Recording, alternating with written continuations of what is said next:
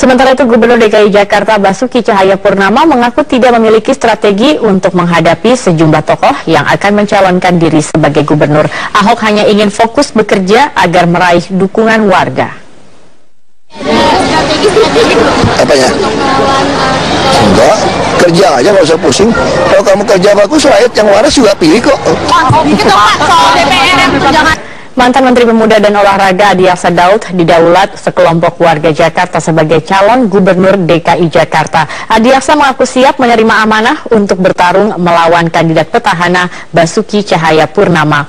Dukungan pencalonan Adi Aksa Daud sebagai gubernur DKI Jakarta disampaikan elemen masyarakat yang menamakan diri Forum Peduli Jakarta.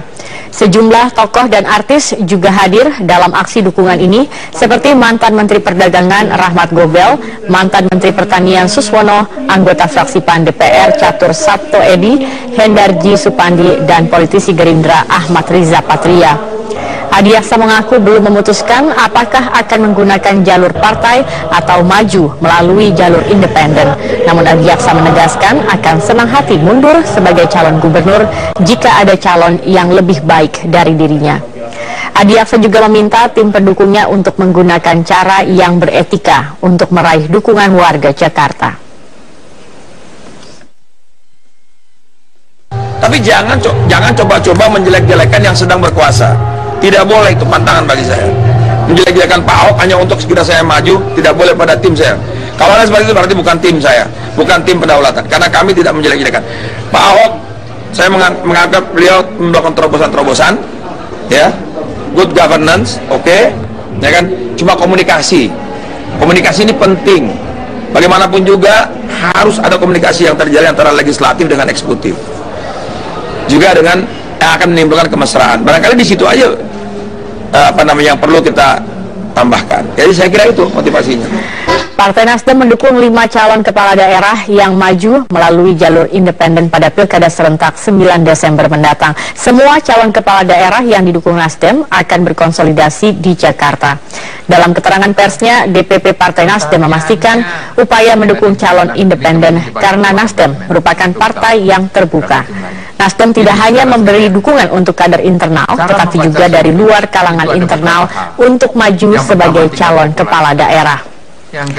Menurut Sekretaris Badan Pemenangan Pemilu Partai Nasdem, Willy Aditya, 5 calon independen yang didukung karena memiliki rekam jejak dan moralitas yang baik.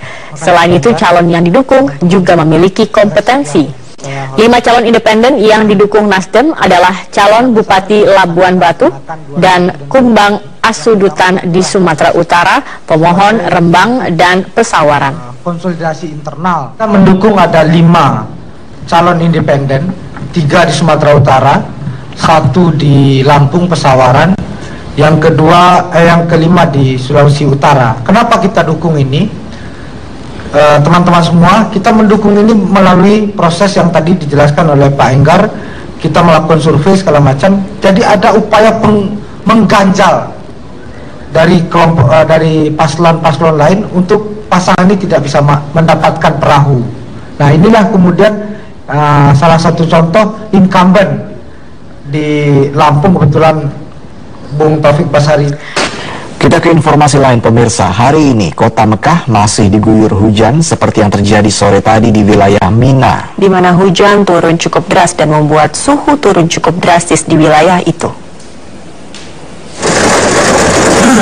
Jelang pelaksanaan puncak ibadah haji di Armina, hari ini hujan cukup deras mengguyur wilayah Mina selama 30 menit. Suhu yang pada siang hari mencapai 46 derajat Celcius turun drastis hingga 36 derajat Celcius ketika hujan turun. Menurut petugas keamanan Maktab di Mina, dalam seminggu terakhir hujan telah turun 2 kali di wilayah ini. Dan suhu cuaca normal berkisar antara 42 sampai dengan 44 derajat Celcius. Jutaan jemaah haji nantinya akan melaksanakan mabit atau bermalam di Mina serta melaksanakan pelemparan jumroh di tempat ini.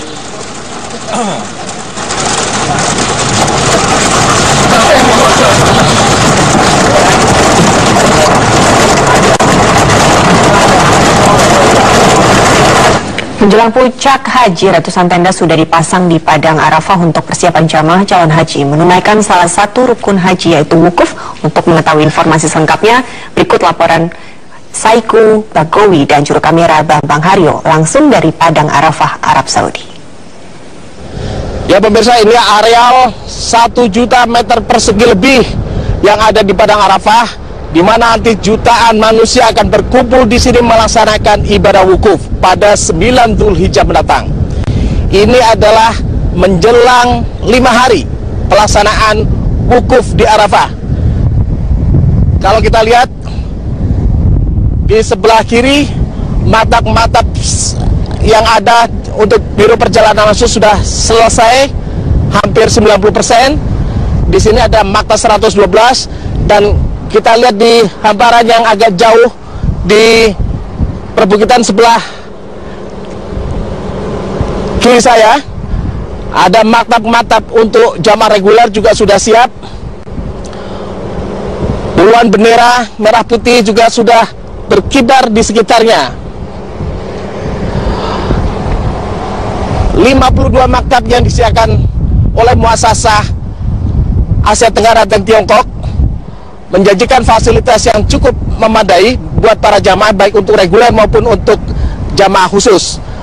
Untuk reguler tahun ini muasasah juga menyediakan sarana karpet, kemudian toilet yang memadai, juga disediakan AC portable.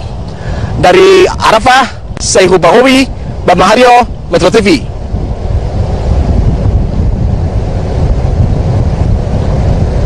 Jemaah calon haji asal Aceh patut berbahagia, pasalnya setiap tahun selalu mendapatkan uang tambahan dari pemerintah Arab Saudi. Dari pengelolaan tanah wakaf yang diberikan oleh seorang warga Aceh, tahun ini masing-masing jemaah haji asal Aceh mendapatkan uang sebesar 1.200 rial atau sekitar 5 juta rupiah. Jemaah haji Indonesia yang berangkat dari embarkasi Banda Aceh mendapatkan uang hasil pengelolaan wakaf masing-masing senilai 1.200 rial. Pengelola wakaf Dr. Abdul Latif Baltu menyerahkan uang wakaf tersebut pada Sabtu sore waktu Arab Saudi, disaksikan Gubernur Aceh Zaini Abdullah. Uang sebesar 1.200 rial itu merupakan hasil pengelolaan wakaf orang kaya Aceh bernama Habib Buja Al-Ashi yang memakafkan tanahnya untuk dikelola pemerintah Arab Saudi sekitar 100 tahun lalu. Habib Buja Al-Ashi mengharapkan hasil wakaf tersebut bisa dimanfaatkan warga Aceh yang berangkat ke Tanah Suci. Kami senang sebagai jamaah dari Aceh karena kami merasa darah yang mengalir dari tubuh kami ini darah yang bagus. Kenapa? Karena bantuan yang diberikan ini tentu dari orang bagus pula kan. Jadi kami mohon juga kepada generasi kami nanti, anak-anak kami, semoga juga punya rasa untuk berbagi ya. Wakaf Buja Al-Ashi merupakan penginapan di sekitar Masjidil Haram. Namun karena masjid itu diperluas, maka kini dibangun hotel baru yang diperkirakan selesai tahun 2017. Sambil menunggu bangunan tersebut selesai, maka jemaah haji asal Aceh mendapatkan kompensasi uang sebesar 1.200 rial. Tiap tahun jumlahnya berubah sesuai dengan hasil pengelolaan wakaf. Dari Arab Saudi, Prihadi, Teguh Abdul Jabar, Metro TV. Kita ke informasi lain, pemirsa. Kementerian Riset Teknologi dan Pendidikan Tinggi belum memberikan sanksi hukum kepada Yayasan Aldia Nusantara.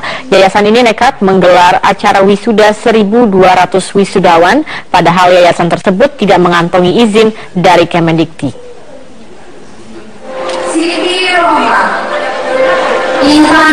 Tim investigasi Kementerian Riset Teknologi dan Pendidikan Tinggi mendatangi acara wisuda yang diduga ilegal kemarin. Acara yang dihadiri sekitar 1.200 wisudawan ini digelar di Aula Kampus Universitas Terbuka Pondok Cabe, Tangerang Selatan, Banten. Wisudawan berasal dari berbagai daerah dan provinsi di Indonesia. Namun, wisudawan tidak dapat menyebutkan secara jelas nama kampus tempat mereka belajar. Informasi wisuda disampaikan oleh pihak yayasan.